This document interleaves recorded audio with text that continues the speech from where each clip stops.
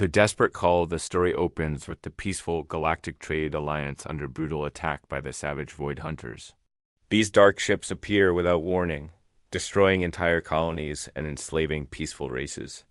The Alliance Council meets in emergency session on the capital world of Nova Prime. Commander Ren of the Alliance Defense Force stands before the assembled delegates, his face grim. The holographic display shows system after system falling to the Void Hunters. "We have lost 12 worlds in 3 weeks," he reports. "Our fleets cannot match their firepower or their numbers." The bird-like skylands flutter their wings in distress. Elder Kira speaks for her people. "Our home world will fall within days. We need allies, but who would help us?" Tech specialist Zara pulls up star charts, highlighting known civilizations. Most are either too weak or too far away. Then she points to a small yellow star in an outer arm. There is one possibility: a young species called humans. They have only recently achieved faster than light travel. The reptilian Soren delegate, General Talks, scoffs. "Primitives. What could they possibly offer us?" But Ren has studied the human files. Their planet is called Earth. They have something unusual. They seem to thrive on conflict. Every few years they fight massive wars among themselves. They have turned warfare into an art form. The desperate alliance votes to send a distress signal to Earth. The message is simple: we are dying. Please help us. On Earth, the transmission is received at the Global Defense Network headquarters. Admiral Kane, a weathered veteran of Earth's recent unification wars, studies the alien message with his team. The translation is rough, but the meaning is clear. "Sir," says Lieutenant Ross, "should we inform the United Earth Council?" Kane shakes his head. They would debate for months. These aliens need help now. He turns to his communications officer. "Send a reply. Tell them Earth is coming." Within hours, the call goes out across Earth. Every nation, every military force, every corporation with combat capability receives the same message. Humanity's first war in space begins now. The response is immediate and overwhelming. The Americans mobilize their space carriers. The Russians ready their missile cruisers. The Japanese deploy their precision strike forces. The British prepare their electronic warfare ships. Even smaller nations contribute what they can. But this is not just a military response. Earth's corporations see opportunity. The defense contractors work around the clock to modify their weapons for space combat. The mining companies offer their heavy industrial ships as mobile fortresses. The transport companies volunteer their cargo vessels as troop carriers. Captain Lee of the Earth Defense Force stands on the bridge of the flagship Terra's Fury. Through the viewport, he can see the growing fleet. Hundreds of ships of every type and size fill Earth's orbit. Sleek military vessels float alongside converted cargo haulers. Experimental prototype ships join the formation next to reliable workhorses. "How many ships do we have?" Lee asks his first officer. "Final count is 812 vessels, sir. From 17 different nations and 34 corporations." Lee nods grimly. "And how many of these were designed for space combat?" "Officially? About 200, sir. And the rest? Converted civilian ships, industrial vessels, and prototypes that have never been tested in battle. This should be a disaster. No unified command structure. No standardized weapons. Ships that were never meant to fight together." But something remarkable happens as the fleet prepares to depart. The old rivalries and national boundaries fade away. They are no longer Americans or Russians or Chinese. They are humans, and they are going to war. The departure is spectacular. The massive fleet creates a light show visible from Earth's surface as their engines ignite. Children point up at the sky, not knowing they are watching their species take its first steps toward becoming a galactic power dot as the fleet enters hyperspace. Kane addresses all ship. "We do not know what we will face out there. We do not know if we will return. But we know this: somewhere in the darkness, innocent people are dying. And that is something humanity has never been able to ignore." The story ends with the human fleet racing through hyperspace toward the battle zone, while in the distance, The Void Hunters continue their relentless advance, unaware that Earth's monsters are coming to hunt them. First, contact with fire, the human fleet drops out of hyperspace at the edge of the Kepler system, where the Alliance's distress signal originated. What they find is a massacre in progress. Void Hunter ships, sleek and black as space itself, circle the burning remains of a peaceful colony world. Captain Lee watches the tactical display with growing anger. Status report. Detecting approximately 50 enemy vessels, reports his scanner operator. They appear to be harvesting survivors from the planet's surface. The communication channels crackle with voices from across the human fleet. The pilots want to attack immediately. The military commanders want to assess the situation. But Admiral Kane's voice cuts through the chatter. All ships, this is Kane. We came here to help. Time to get to work. The human fleet spreads out in attack formation, but nothing goes according to plan. The converted cargo ships cannot keep up with the military vessels. The corporate ships use different communication frequencies. The prototype weapons malfunction. It should be Chaos Dot instead. It becomes something the galaxy has never seen before. The Void Hunters detect the approaching fleet and turn to face this new threat. Their ships move in perfect formation, their weapons charging with deadly energy. They have destroyed dozens of Alliance fleets. These newcomers should be easy prey. Then the humans open fire. The military ships launch their missiles in coordinated volleys. The corporate vessels fire their improvised weapons, mining lasers, industrial cutters, and cargo launchers loaded with metal debris. The converted civilian ships ram the enemy vessels with their reinforced hulls. The Void Hunter commander, being known only as the Devourer, watches his tactical display in confusion. What are these creatures? They fight like wild beasts. His assessment is correct. The humans do not follow standard space combat doctrine. They do not maintain formation. They do not retreat when outgunned. Instead, they swarm the enemy like angry hornets. The cargo ship New York Trader loses its weapons in the first exchange. Instead of withdrawing, Captain Brooke orders his crew to ram the nearest Void Hunter vessel. The impact destroys both ships, but not before Brooke's crew evacuates in escape pods, firing personal weapons as they go. The research vessel Darwin's Dream uses its scientific sensors to identify weak points in the enemy shields. Dr. Nash broadcasts the information to the entire fleet, turning every human ship into a precision striker. The industrial ship Iron Mountain extends its mining arms and literally tears apart a Void Hunter cruiser. Its operator treating the enemy vessel like an asteroid to be processed. But the moment that changes, everything comes when the prototype stealth ship Ghostwalker penetrates the Void Hunter formation. Instead of targeting the command ship, it focuses on the vessels harvesting prisoners from the planet below. "This is Ghostwalker," reports Commander Stone. "I see the prison ships. They are loading civilians into their holds." The response from the human fleet is immediate and unanimous. "Rescue the prisoners." What follows is not a battle, but a rescue operation turned into a slaughter. The humans ignore the Void Hunter battle fleet and focus entirely on the prison ships. They board the enemy vessels with cutting torches and emergency airlocks. They fight hand-to-hand in the corridors, using tools and improvised weapons. The Void Hunters have never faced an enemy like this. Their usual tactics, intimidation, overwhelming force, organized destruction are useless against opponents, who seem to view death as merely an inconvenience. The turning point comes when the human Marines, led by Sergeant Miller, board the main prison ship. They find hundreds of Alliance civilians crammed into cargo holds, including families with children. The sight of the terrified alien civilians triggers something primal in the human soldiers. "Command, this is Miller. We have civilians down here. They have been ... tortured." Kane's voice is ice cold. "Miller, get those people to safety. Everyone else, no prisoners." The battle becomes a hunt. The Void Hunters, who have terrorized the galaxy for decades, find themselves being hunted by an enemy that seems to take personal offense at their methods. Human ships pursue fleeing void hunters across the system, running them down like wolves chasing deer.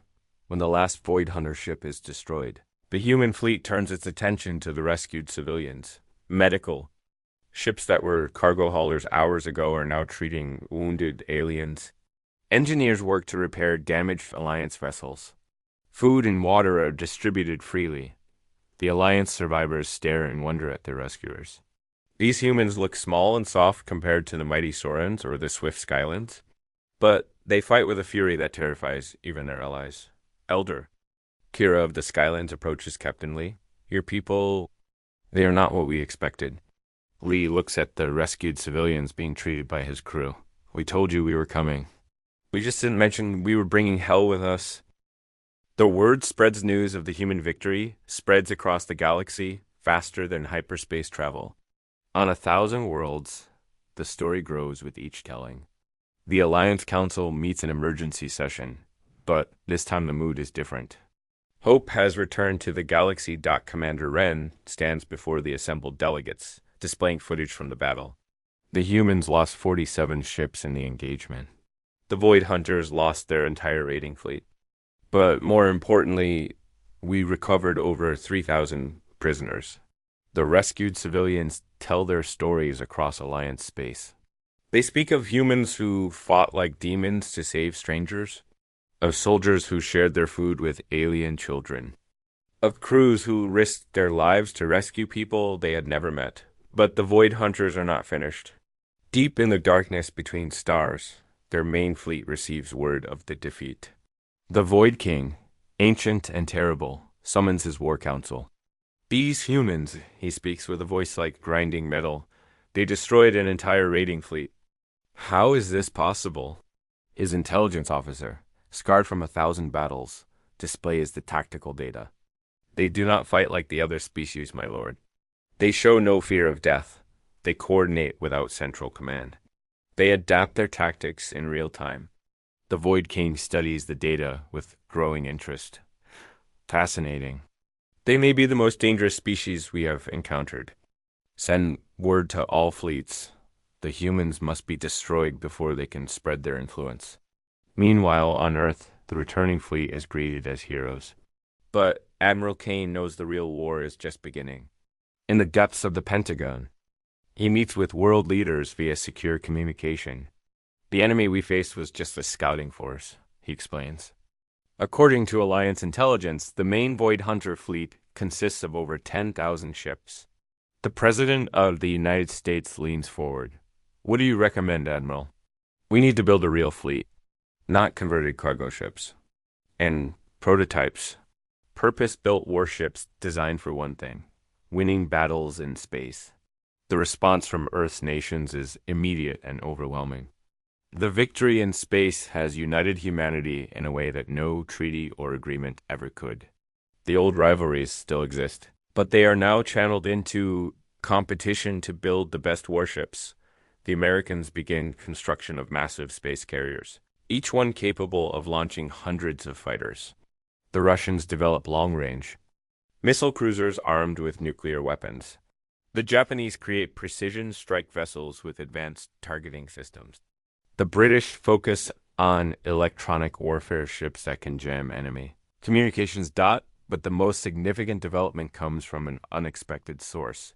Dr. Elizabeth Hayes, a quantum physicist from Australia, makes a breakthrough that changes everything. She discovers how to weaponize the same technology that powers faster than light travel. We call it a quantum torpedo, she explains to the assembled military leaders.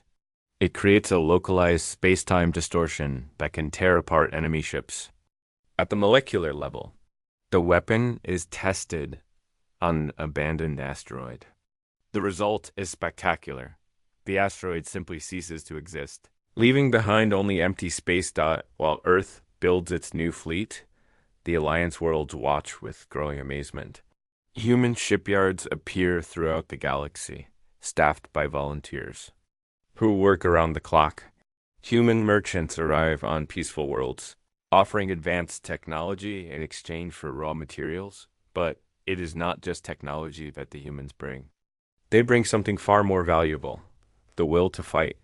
On the world of Sanctuary, home to the peaceful healers, the population huddles in fear as Void Hunter scouts probe their defenses. The planet has no weapons, no military, no way to resist. The coming invasion, then the human advisory team arrives. Led by Colonel Maria Santos, a veteran of Earth's unification wars, they begin training the healers in the art of warfare. We cannot make you into soldiers overnight, Santos explains to the assembled healers. But we can teach you to defend your homes. The training is intensive.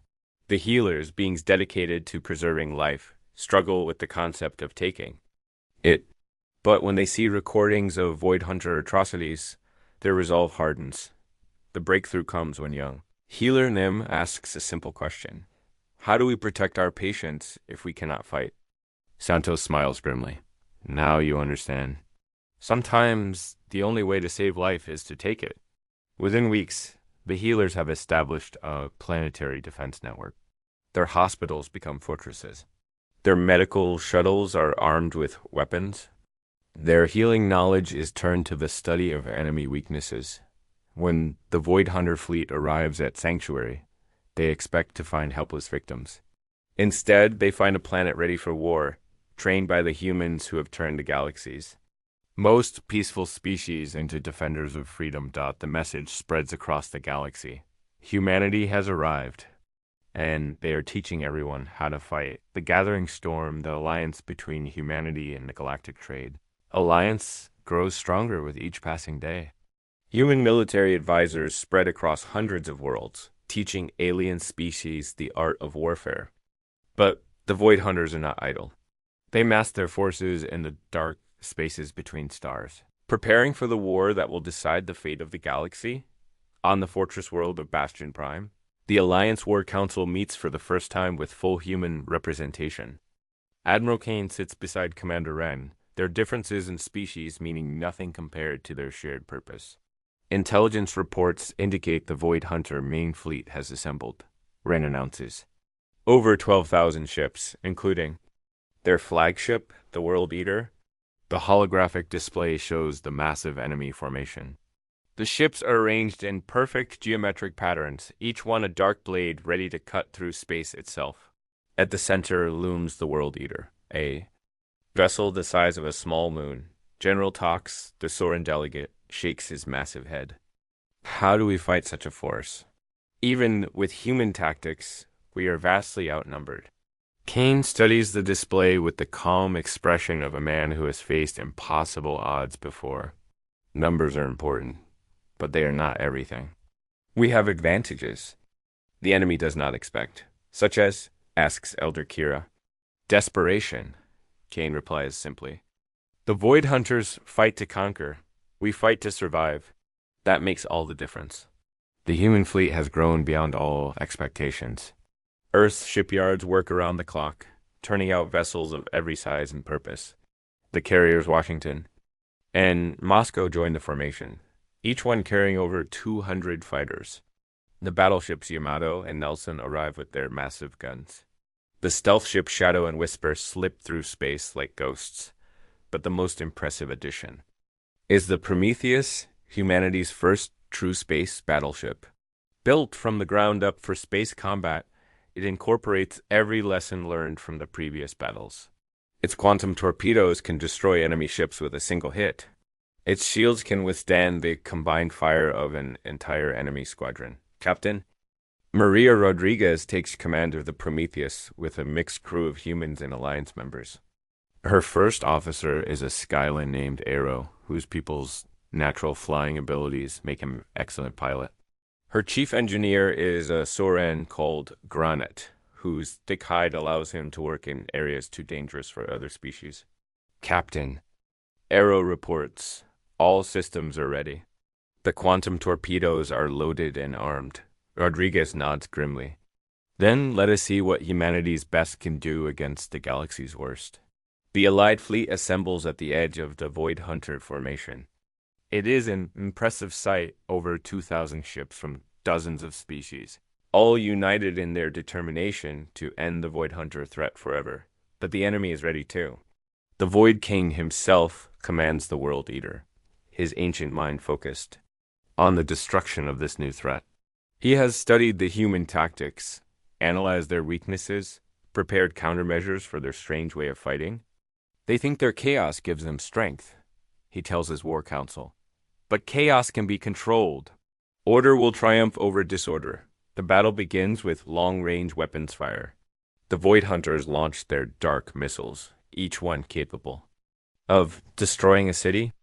The Alliance responds with quantum torpedoes and nuclear warheads, turning space into a deadly light show. But the real fighting begins when the fleet's close to short range. The humans, as always, refuse to follow standard tactics. They split into small groups, each one targeting different parts of the enemy formation. The Void Hunters, expecting a traditional battle, find themselves fighting dozens of smaller engagements. The key moment comes when the Prometheus breaks through the enemy lines and engages the World Eater directly. The massive enemy ship turns, its main guns on the human battleship, weapons that can crack planets focusing on a single target. Shields at 60% and falling, reports the tactical officer. All weapons, fire at will, Rodriguez orders. The Prometheus unleashes everything it has. Quantum torpedoes tear through the World Eater's armor. Plasma cannons burn through its hull. Missile batteries target its weapon systems. But the World Eater is too strong. Its return fire cripples the Prometheus, leaving it drifting helplessly in space. Captain, Arrow reports, engines are down. Weapons are offline. We are defenseless. Rodriguez looks at her mixed crew, humans and aliens working together even in the face of death. Then we ram them. The Prometheus uses its remaining power to accelerate toward the World Eater, but before it can make contact, the entire Allied fleet converges on the enemy flagship. Every ship, from the smallest fighter to the largest battleship, focuses their fire on the World Eater, the ancient vessel, which has destroyed 1,000 worlds, finally meets its match. Its hull cracks. Its weapons fail. Its shields collapse. Void King's last transmission echoes across the battlefield. Impossible. How can chaos defeat order? The answer comes from humanity itself, because sometimes the only way to create order is to embrace the chaos. The new guardians, the destruction of the World Eater marks the end of the Void Hunter threat, but it is also the beginning of a new age for the galaxy. The surviving Void Hunter ships scattered to the far reaches of space, their power broken forever. But in their wake, a new order emerges, one built on the foundations of cooperation between species who were once strangers. On the planet Harmony, the first joint colony between humans and Alliance species, the victory celebration continues for 3 days. In the central plaza, beings from a dozen worlds stand together, their differences forgotten in the face of their shared triumph. Admiral Kane, now bearing the title of Supreme Allied Commander, addresses the assembled crowd. We have proven that when free people stand together, no force in the galaxy can defeat them. The Void Hunters thought they could conquer us one by one. They forgot that we are stronger together than apart. The crowd erupts in cheers, but Kane is already thinking about the future. The galaxy is free, but it needs protection.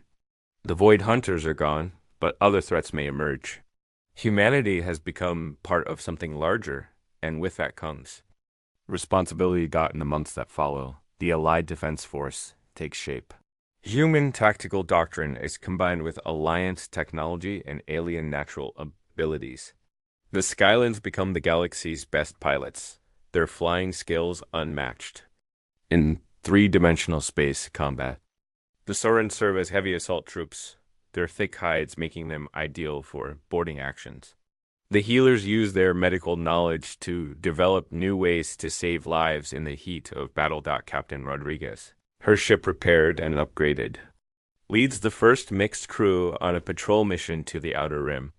The Prometheus has been redesigned with input from every allied species. Its quantum torpedoes are more powerful than ever, but its medical bay is equipped with healer technology that can save lives that would have been lost before. Captain, reports Lieutenant Park, the human navigation officer, we are receiving a distress signal from the frontier system. What is the nature of the emergency? Rodriguez asks. Pirates, ma'am. They are attacking a merchant convoy. Rodriguez smiles grimly. Set course for the frontier system. Time to show these pirates what the Allied Defense Force can do. The battle is brief but decisive. The pirates, expecting to face helpless merchants, instead encounter a ship crewed by beings who have fought the Void Hunters and survived. The Prometheus disables the pirate ships with surgical precision, then boarding parties led by Soren.